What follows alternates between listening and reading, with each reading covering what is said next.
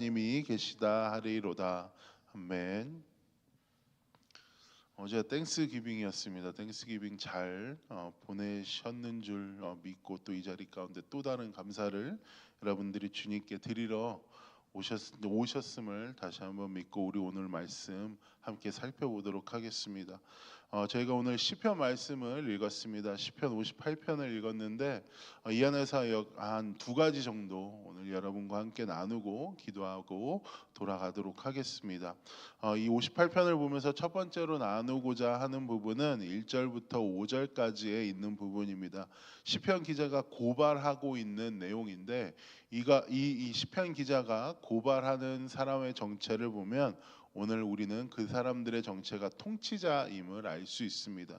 조금 더 자세히 얘기하면 이 시편 기자는 통치자들의 횡포에 대해서 이야기를 하고 있는데, 통치자들이라 함은 대부분 힘이나 권력을 가지고 있는 사람들을 의미합니다. 군사력을 가지고 있기도 하고 정책을 주도할 수 있는 어떤 정치적 힘을 가지고 있기도 하고, 아니면 이런 정책이나 군사적 힘을 자신이 마음껏 사용할 수 있는 재력을 가진 사람이 되어지기도 합니다. 어쨌든 가진 종류의 힘은 다르지만 공통점이 있다면 이들은 자신의 힘으로 말미암아, 이 통치자들의 특징은 자신의 힘으로 말미암아 누군가에게 지대한 영향을 끼칠 수 있는 사람들이라는 점입니다. 누군가를 살릴 수도 있고 누군가를 죽일 수도 있는 자리, 누군가를 고통받게 할 수도 있고 누군가에게 기쁨을 선사할 수 있는 자리에 있는 사람들이기도 합니다. 이렇게 이들의 결정이 너무나도 큰 영향을 가지고 올 수 있기 때문에 이들은 통치자의 역할이라 하면 하나님의 마음을 성경에서 말하고 있는 통치자들의 역할이라 함은 마땅히 정의를 말해야 하고 올바르게 판단하면서 다른 사람들을 위하여서 하나님께 자신의 목소리를, 이들의 목소리를 대변해 줘야 하고, 또 하나님의 맞는 통치 방법대로 하나님께서 자신의 백성들을 이끌어 가시는 대로 이들을 통치해야 하는 의무 또한 이 통치자들은 가지고 있었고, 하나님께서는 성경의 곳곳 가운데 통치자들은 이래야 할 것이다라는 말씀을 주시면서 통치자들에 대한 의무를 부여하십니다.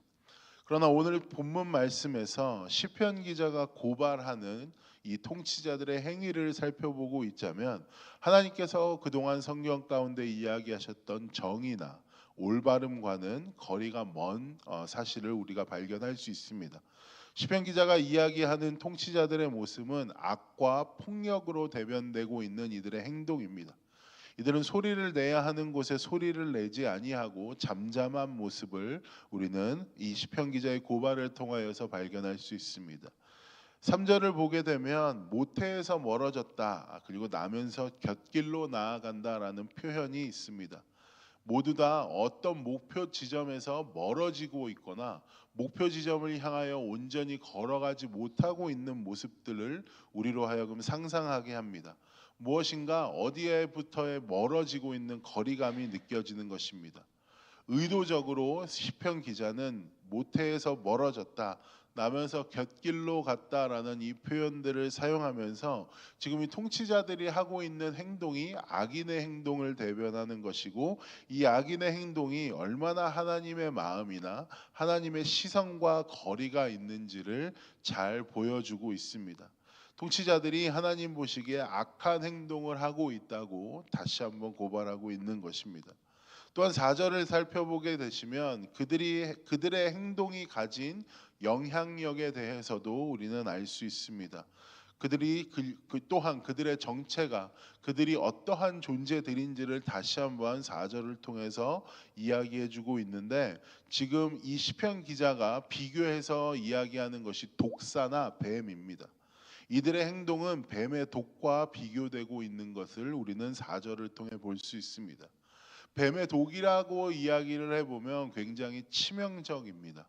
영화에서나 아니면 여러분들이 봤던 어떤 미디어를 통해서 볼 때에 그 뱀의 독으로 인하여서 어떤 상황들이 위기를 맞기도 하고 중요한 인물이 죽어나가기도 합니다. 그러니까 그만큼 이 뱀의 독이라고 이야기를 하는 것은 굉장히 치명적인 것이다라고 이야기하고 있는데, 악인들이 하고 있는 그 행동의 영향력이 이 뱀의 독만큼 치명적이다라고 말해주고 있는 것입니다. 그리고 더 나아가서 통치자들이 지금 행하고 있는 이 불의한 행동들은 마치 누구에게도 컨트롤 당하지 않는 독사와 같다라고 이야기합니다. 여러분, 왜 피리 불면 뱀들이 나오게 되고 아니면 뱀을 막 뭐 이리저리 부리는 사람들을 보면서 뱀이 누군가에게 컨트롤 당하는 모습을 보셨었던 기억이 있을 겁니다. 하지만 그렇게 피리를 불어도 이 뱀들은 나오지 않고 어떠한 뱀 조련사의 조련도 받지 않을 정도로 이들의 고집이 강력하고 이들이 누구의 지배도 받지 아니하고 누구의 통치도 받지 아니하고 오로지 자기 자신의 통치만을 위해 자기 자신이 통치하는 방법, 그러니까 자기 자신을 위하여서 자기의 욕심이나 자기의 만족을 위하여서만 행동하고 자기 자신이 자기만을 움직일 수 있다. 즉 자기가 왕이 되어진 상태를 이 4절에서는 이야기해주고 있는 것입니다. 통치자들이 지금 행하는 모든 행동이 딱 이와 같다라고 이 시편 기자는 4절에서 이야기해주고 있습니다. 자기 자신이 왕이 된 상태를 말해주고 있는 겁니다. 성경은 자기 자신이 왕이 돼서 하나님의 지배를 받지 않으려는 상태를 일컬어서 죄라고 이야기하고 있습니다. 그런 의미로 미루어 보았을 때 시편 기자가 고발하고 있는 사람들은 단순히 통치자들이 아니라 통치자로 대변되는 죄인의 모습임을 우리는 알 수 있습니다. 두 번째로 나누고 싶은 부분은 이런 죄인을, 이러한 통치자들의 악행을 심판하시는 하나님입니다. 통치자들의 억압에 눌려 있는 시편 기자의 호소를 우리가 살펴볼 수 있습니다. 6절부터 11절까지 진행이 되어지는데 이 시편 기자가 호소하고 있는 대상, 어디에 호소를 하고 있는지를 한번 살펴본다면 이 시편 기자는 이 이어지는 구절을 통해 하나님께서 이 악한 통치자들, 이 악한 죄인들을 심판해 주시고 자신을 위하여 대신 싸워 주실 것을 호소하고 있습니다. 사실 말을 좀 멋있게 써서 호소라는 단어를 쓴 것이지 바꿔서 이야기하면 지금 하나님한테 이 통치자들이 자기를 못 살게 굴고 있다고, 통치자들이 이 세상 가운데에서 하고 있는 일이 너무나도 악하다고 하나님께 일러 바치고 있는 겁니다. 왜 우리가 누군가에게 이른다, 고자질한다라는 행동을 생각해 보면 뭔가 비겁하고 얍삽하다라고 생각하실 수도 있겠지만 사실 호소한다는 것, 고자질을 한다는 것, 일러 바친다라는 것을 행동을 하는 그 사람의 마음 가운데엔 강한 확신이 있습니다. 어떤 확신이냐 하면 뭐 예전에 여러분들이 누군가에게 일러 바치는 행동을 해 보셨다라면 대부분 여러분들이 일러 바친 대상은 여러분의 부모님이나 여러분보다 조금은 권위가 있거나 힘이 있다고 생각하는 대상이었을 겁니다. 무엇인가를 이야기했을 때에 즉각 반응을 해서 그 행동을 멈춰주거나 내가 생각하는 일을 해줄 것 같은 믿음과 신뢰가 있는 사람에게 우리는 대부분 고자질을 하거나 호소를 하거나 일러 바칩니다. 예를 들어 동생이 형이 못 살게 구는 것을 보고 부모님에게 형이 한 행동을 일러 바칠 때엔 부모님이 개입해서 형을 혼내주거나 그 행동을 멈추게 해주실 것이라는 확신이 있기 때문에 동생은 부모에게 가서 형의 악행을 일러 바칩니다. 그러니 일러 바친다, 고소를 한다, 호소를 한다라는 행동 안엔 어떤 의미가 내포되어 있냐 하면 대상에 대한 신뢰가 있고 또 대상에 대한 믿음이 전제되어 있기 때문에 그러한 행동을 할 수 있는 것입니다. 6절부터 11절을 한번 살펴보시면, 특별히 6절부터 9절까지 살펴보시면 이 시편 기자는 하나님께 하나님 이렇게 해주십시오라고 이야기를 하고 있는 겁니다. 그리고 10절과 11절을 통해 발견하는 것은 무엇이냐 하면 하나님이 대신 복수해 주실 것이다. 하나님이 대신 싸워 주실 것이다. 그래서 하나님, 이 세상이 하나님이 계심을 알 것이다라는 하나님을 향한 시편 기자의 강한 신뢰와 믿음이 나타나 있습니다. 시편 기자에게 있어서 하나님은 심판하는 분, 진노하시는 분, 의인을 위하여 악인과 싸워 주시는 분입니다. 실제로 여러분 생각해 보면 하나님은 의인을 위하여서 악인을 심판하시는 분임을 우리는 잘 알고 있습니다. 창세기 18장 19장 사이를 보시면 하나님은 아브라함의 기도를 통하여서도 소돔과 고모라의 그 땅 가운데 기회를 주시지만 결국에 하나님께서는 그 땅을 멸망시키십니다. 성경 가운데 이어지는 구약 안에서도 하나님은 블레셋을 심판하십니다. 하나님이 이스라엘만 편애하신다라고 생각하실 수도 있겠지만 하나님은 더 나아가서 이스라엘이 직접 자신들이 압제자의 자리에 섰을 때, 불의한 통치자의 자리에 섰을 때 하나님께서는 직접 자신이 편애한다, 사랑한다라고 이야기하시는 이스라엘까지도 심판하십니다. 이렇게 하나님께서는 심판하시는 하나님이라는 의미가 이 정체성이 확연하게 발견되어집니다. 혹시라도 누군가는 하나님께 이 불의를 심판하시는 하나님, 죄를 참지 못하시는 하나님, 진노하시는 하나님을 보면서 이런 하나님께서 어떻게 사랑의 하나님이고 이런 하나님께서 어떻게 우리를 사랑하는 신이라고 말할 수 있느냐라고 반문하실 수도 있을 것 같은데, 여러분 이렇게 한번 생각해 보십시오. 하나님께서 심판하신다라는 의미가 가진 시편 기자의 표현에 빌려 이야기를 하면 진실로 땅에서 심판하시는 하나님이 계시다라고 이야기할 때에 그 의미에 무엇이 내포되어 있는지를 다시 한번 생각해 보기를 원합니다. 정말로 하나님이 예를 들어서 그 사람들의 말대로 하나님께서는 심판하지 아니하시고 사랑하시는 분이다라고 생각을 해봅시다.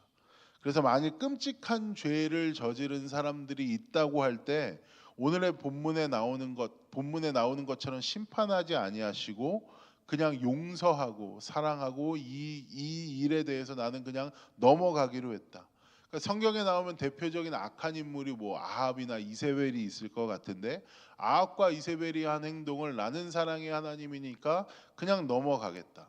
아니면 그냥 여러분에게 피눈물 나게 한 사람들을 생각해 보시면 그 피눈물 나게 한 사람들 내가 사랑의 하나님이니까 나는 그냥 넘어가겠다라고 그냥 내버려 두시고 아무것도 하지 않고 난 그냥 하나님의 사랑이니다 받아들이고 용서할 거다라고 말한다라고 생각해 보십시오. 그럼 그 상처를 받고 고통을 당하는 사람들은 어떻게 될까요? 아합과 이세벨 안에서 수많은 고통과 억압을 받았던 사람들은 어떻게 될까요? 여러분, 그런 하나님을 경외한다라고 이야기하실 수 있겠습니까? 그런 하나님을 예배하실 수 있겠습니까? 그렇지 못합니다. 그래서 때로는 하나님이 심판하신다라는 이 사실이 가지고 있는 의미에 대해서 우리는 잘 생각해 봐야 합니다. 하나님께서 갚아주신다, 하나님께서 심판하신다, 하나님께서 죄를 그냥 넘어가지 않으신다라는 선포와 메시지는 분명히 희생자들, 고통받고 있는 사람들에겐 굉장한 위로가 됐을 겁니다. 선지서를 읽어봐도 끝에는 하나님께서 자신의 백성을 향한 백성들에게 아수르나 바벨론을 향해서 자신이 복수하실 것을 친히 말씀하여 주고 계십니다. 그리고 우리는 그 구절들을 우리의 삶 속에 가지고 와서 그 하나님을 의지하며 마음의 위로를 얻고 그 하나님께 다시 한번 나아갈 길을 찾습니다. 그런 약한 자와 고통받는 자들의 탄식과 아픔을 들어주신다라는 것이 바로 하나님께서 갚아주신다, 하나님께서 심판하신다, 하나님께서 복수하신다라는 뜻이 가지고 있는 의미입니다. 더 나아가서 이 하나님께서 심판하신다라는 이 메시지는 우리로 하여금 위로를 주기도 하지만 우리에게 경고의 메시지가 되어지기도 합니다. 언제 이 메시지가 우리에게 경고의 메시지가 되어질까요?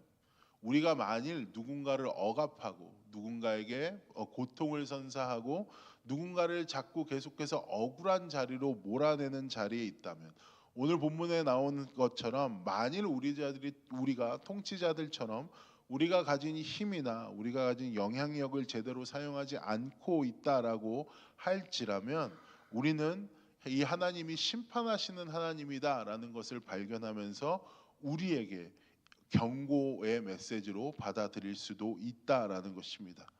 이렇게 하나님은 이 심판하신다라는 의미를 통하여 우리에게 경고를 주시기도 하고 우리에게 또 위로를 주시는 하나님이시기도 합니다. 그리고 이 시편 기자는 지금 그런 하나님의 속성을 너무나도 잘 알고 있기 때문에 11절에 이렇게 고백하고 있는 것입니다. 아니 10절부터 보겠습니다. 의인이 악인의 보복을 당함을 보고 기뻐하며 그의 발에 악인의 피에 씻으리로다. 그러니까 하나님께서 정말로 일하시는다라는 것이 10절에 강하게 나와 있는 것이고, 그때에 하나님께서 자기가 호소한 대로 악인을 심판하여 주실 그때에 사람의 말이 진실로 의인에게 갚음이 있고, 의인에게 갚음이 있다라는 것은 하나님께서 이들에게 위로를 선사하셨다라는 것으로 우리는 받아들일 수 있습니다. 진실로 의인에게 갚음이 있고 진실로 땅에서 심판하시는 하나님이 계신다. 이것은 우리에게 경고의 메시지가 되어진다라는 것입니다. 이렇게 이 하나님의 속성을 이 시편의 기자는 너무나도 잘 알고 있었기 때문에 하나님께 마음껏 호소할 수 있었다라는 것입니다. 말씀을 마무리하길 원합니다. 오늘 말씀을 통하여서 우리가 적용할 수 있는 부분은 약 두 가지 정도인 것 같습니다. 여러분이 이거 성경이 통치자에 대해 악한 모습을 고발하고 있구나라고 얘기해서 여러분에겐 뭐 해당이 안 되는구나라고 생각하실 수 있겠지만, 통치자가 가지고 있는 그 뜻, 힘을 가지고 영향력을 가진 자다라는 의미에서 생각을 해보면 우리는 모두 누군가에겐 통치자가 되어집니다. 여러분이 가지고 있는 힘이 누군가에게는 영향을 미치잖아요. 여러분의 친구나 여러분의 가족이나 여러분이 일하러 가시는 일터의 사람들이나 어쨌든 간에 우리는 우리가 가진 힘과 우리가 가진 영향력을 남들에게 끼치며 살아갑니다. 그렇기 때문에 오늘 통치자를 향한 고발을 우리는 단순히 통치자를 향한 고발이구나라고 생각하고 무시하고 넘어가면 안 되는 것입니다. 그렇기 때문에 우리가 통치자처럼 우리가 가지고 있는 영향력이나 힘을 잘 사용하고 있는지, 잘 나누고 있는지를 다시 한번 생각해 봐야 합니다. 두 번째로 우리가 적용할 수 있는 것은 우리 또한 하나님의 속성을 잘 알고 있는 자들이기 때문에, 성경에 나온 그 하나님의 속성을 너무나도 잘 이해하고 있는 자들이기 때문에 우리에게 오는 특권이 있다라고 이야기한다면, 우리는 그 하나님의 속성을 알고 있음으로 말미암아 하나님께 더욱더 간절한 호소, 간절한 고자질, 일러 바침을 하나님께 할 수 있다라는 것입니다. 왜냐하면 시편 기자가 고백한 것처럼 하나님께서는 의인에게 갚음을 주시고 하나님의 살아계심을 나타내실 수 있는, 우리가 믿고 있는 하나님은 그런 분이기 때문입니다. 그렇기 때문에 하나님께서 혹시라도 여러분 마음 가운데 어떠한 하나님께 아뢰을 것들이 있다면 마음껏 아뢰기를 원하시고 하나님께 마음껏 털어놓기를 원하시며, 하나님께서는 여러분의 마음을 듣기 원하십니다. 그것이 비단 분노의 메시지라든지 아니면 누군가를 위해 간구하는 내용이라든지 다양한 내용들이 있을 수 있겠지만, 어쨌든 하나님은 여러분의 이야기와 여러분의 마음을 듣고 싶어 하신다라는 것입니다. 말씀을 기억하시면서 오늘도 하나님 앞에 나와서 다시 한번 하나님과의 관계 안에서 내가 어떠한 자인지를, 또 하나님께서 우리를 위하여 어떠한 일을 하고 계신지를 다시 한번 마음껏 깨닫는 하루가 되시기를 소망합니다. 제가 기도하겠습니다.